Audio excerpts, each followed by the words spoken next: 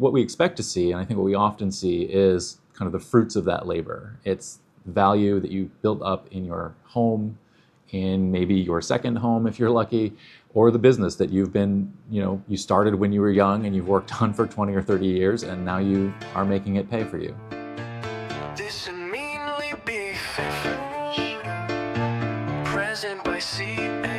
Welcome everyone, my name is Julia and I will be your host for today's session of Meeting the Officials.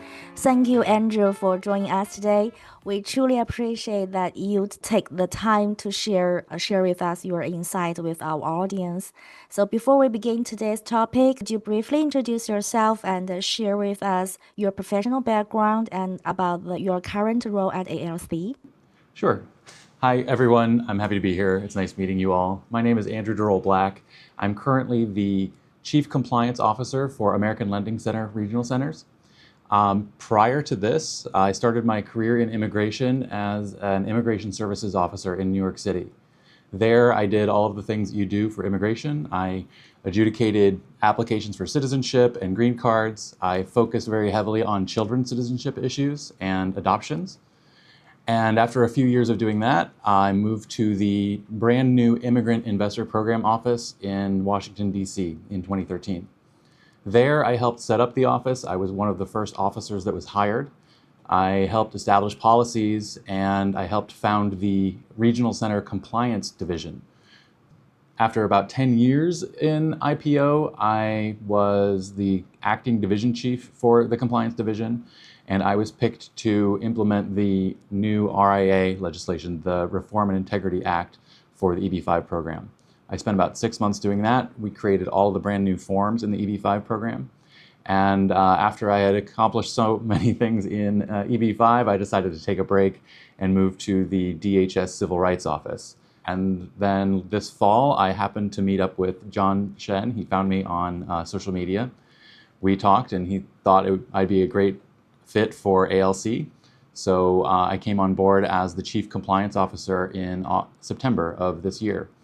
The role that I have is to help ALC ensure that they are meeting all of the rules, all the legal and regulatory requirements for the EB-5 program and for all of our investment work that we do in and around the EB-5 program. So it's not just working with USCIS.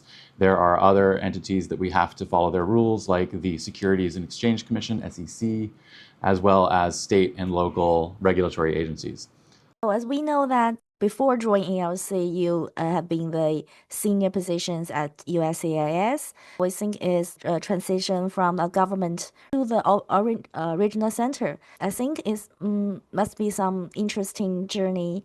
What are the key differences between shaping EB-5 policy as a government officials and now ensuring compliance as an industry leaders? How do you view this shift from the policy making to the policy execution?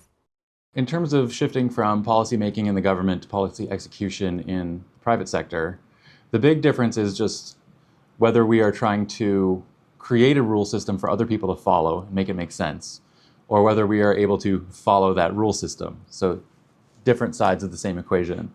Our headquarters policy division didn't always have a lot of experience working in the field. They didn't actually handle the forms or deal with the people.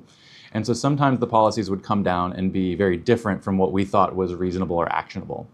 And so with those frustrations in mind, when I was in a policymaking role in the government, my goal was to make sure that we had policies that made sense both for the people working on the forms in the government offices and also the people who were filling them out. We really spent a lot of time, especially when we were creating the 956 series of forms for regional centers, to think, what would a regional center operator do when they're filling out this form? What do they need to know in order to give us the information that we need to do our job? We saw it very much as kind of a circle coming out to the private sector outside of the government. It's really kind of interesting that I am now in the position of filling out those forms I created. There are little things in there where I go, that is not totally clear.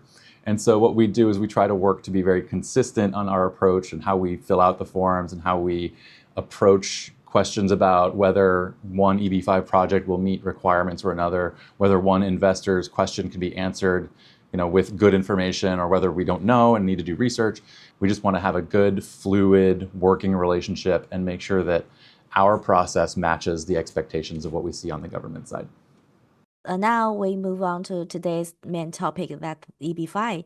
The EB-5 program, I think, has gone through significant changes in recent years, especially with the RIA of 2022. The EB-5 is the most popular immigration program in the world, I think. From your perspective, what have been the most far-reaching impacts of the RIA, and more importantly, to the EB-5 investors? I think the most far-reaching impact is that the RIA put the responsibility for different parts of the EB-5 program into the places where it makes most sense.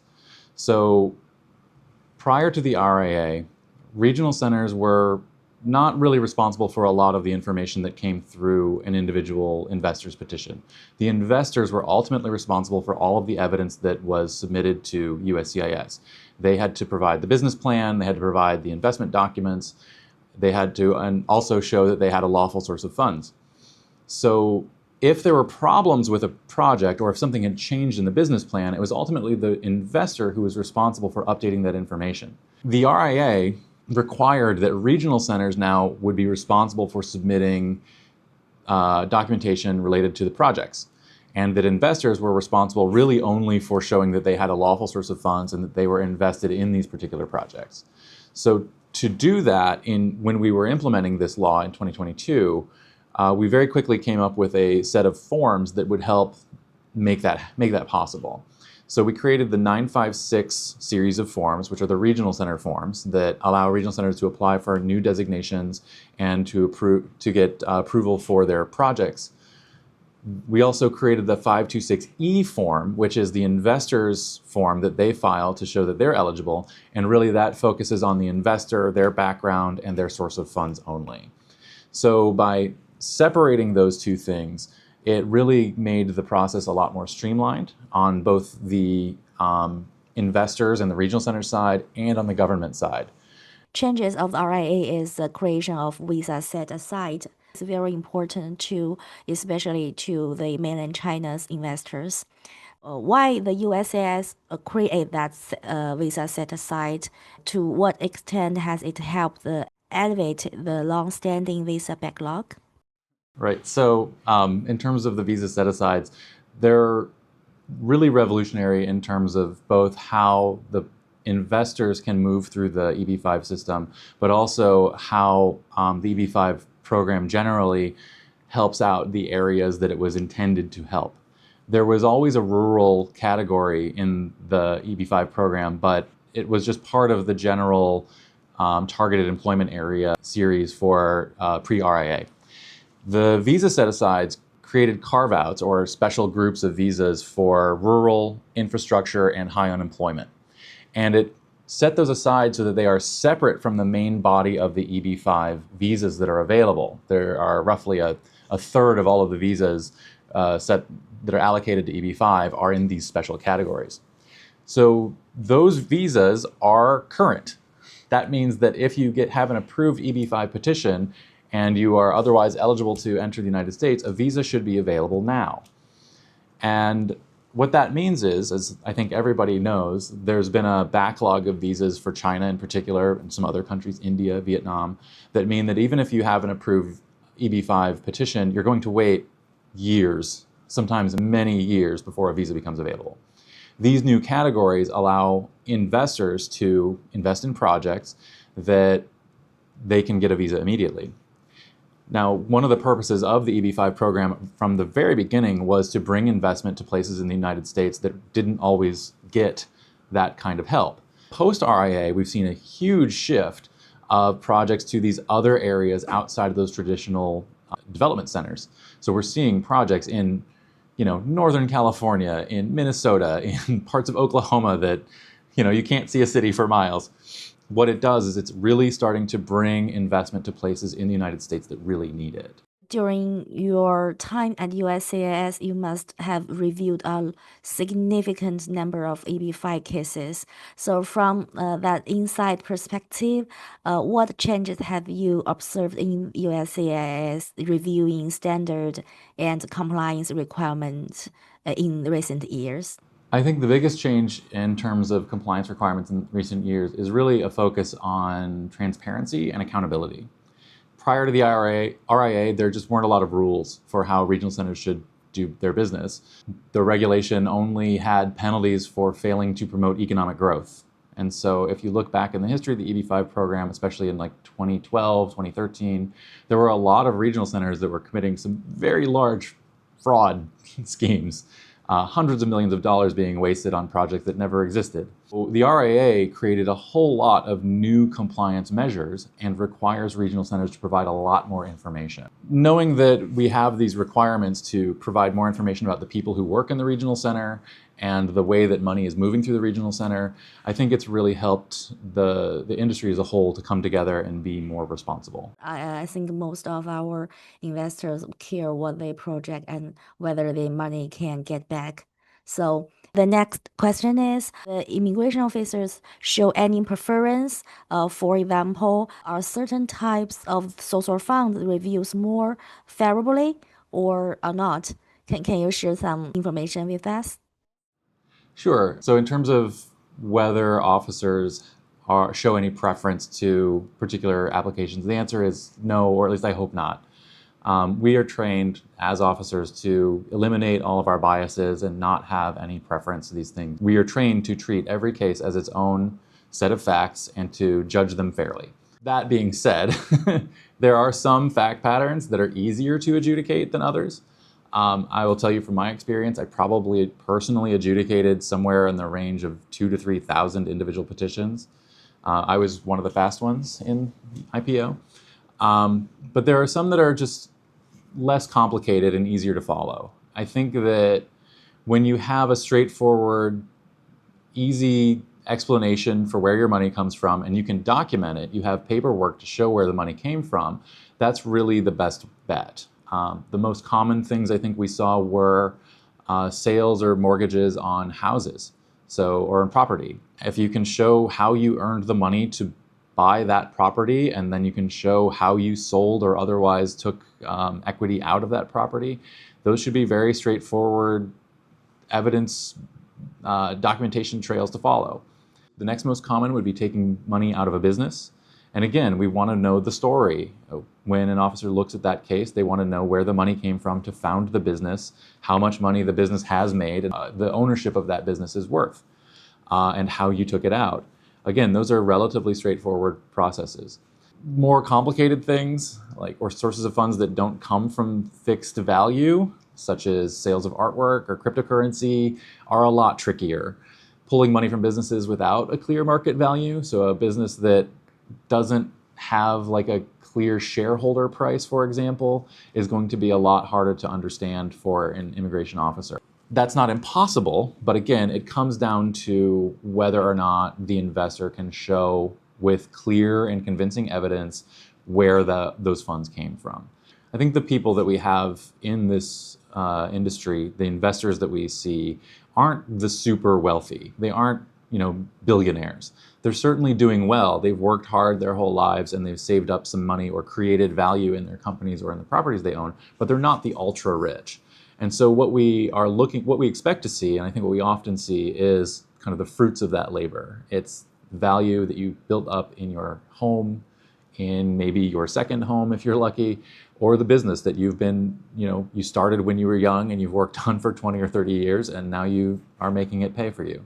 And I think that's really the most common thing we see, and something that I think the adjudicators at IPO are very well versed in how to assess as well. From this year, we feel the case is harder to get approval, especially the social fund and also the background check. So to talk about the background check and seek, could you share some real examples or share some insights?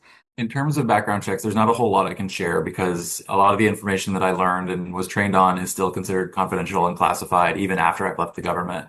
But I can tell you that everyone is screened for a criminal database that we have. It's both domestic in the US and international, as well as immigration violations.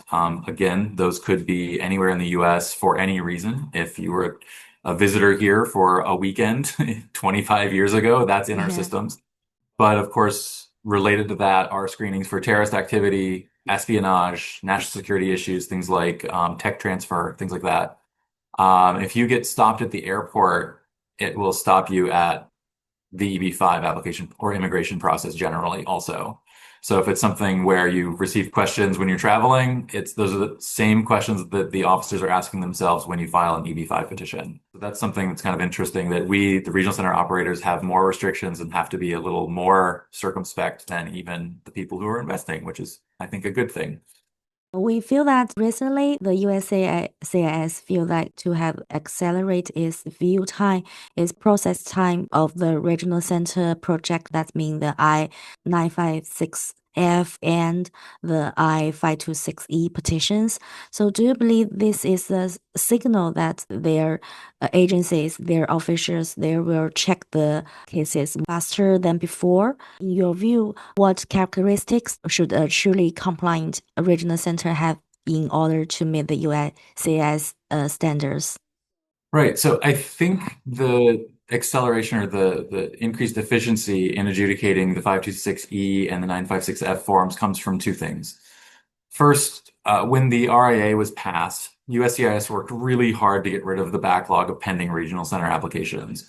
The old form was called the I-924. My team was responsible for clearing most of those out in 2022. We did like 100 of them in 3 months. So after that, we were able to basically have a clean slate and start working on the 956Fs. The other thing is just a lot of operational change at IPO. There was a lot of hiring and training done really around the RIA and even afterwards to make sure that they had the capacity to take on all these forms. Okay. So thank you so much for sharing a lot of information about the immigration officials that we don't know before. We want to talk something about ALC. So why did you choose to join ALC after leaving the USCIS? What does your role and expertise means for Global Visa's investors? Sure. So I chose to join ALC, as I mentioned earlier, after being let go from my job at the DHS headquarters office. John Shen found me on social media and asked if I'd be willing to work for a regional center. After we talked, I said yes, because I was familiar with ALC's work from my previous career doing compliance of regional centers. And when he showed up and started talking to me, I was like, oh, ALC is one of the good ones. I was very comfortable talking to John and talking to the team because I knew that ALC was not somebody that I was concerned about. And as I got to know more of their recent work, I became very confident that ALC was on the right track. And especially if John was interested in hiring a chief compliance officer, I knew that ALC had a vision for doing this, working in this program in a much more robust and thorough way when it comes to compliance. Our Global Visa and ALC have been long-term partners with each other, and we've always had a great trust in the ALC's project. So from your perspective, so what has been your impression of working with our team? So working with Global Visa so far has been great. You can always tell what's important to someone based on the questions they ask. And you all ask great questions. It can tell that you're very interested in making sure that the investors are well informed, that they know that where their investment's going, and they know what protections they have. I think you really show that you have the investors' best interests at heart, and you want to be a good steward or a good shepherd for them throughout the process. From ALC's side, you're always very responsive. Whenever we need anything, we have questions, you always are able to serve up the information we need. It helps us when we're managing our projects, submitting our annual reports, and keeping track of all of our various projects and initiatives. And that's great. And I'm really looking forward to working with you all much more closely. This has been an incredibly insightful discussion. Thank you again for sharing your experience and your expertise. And I'm confident that today's conversation will be very helpful to the families who are considering the EB-5 programs. We appreciate your time and wish you happy every day. Thank you. We speak with leaders whose calls are crucial. Make the world your home somehow. Let's be a global citizen now.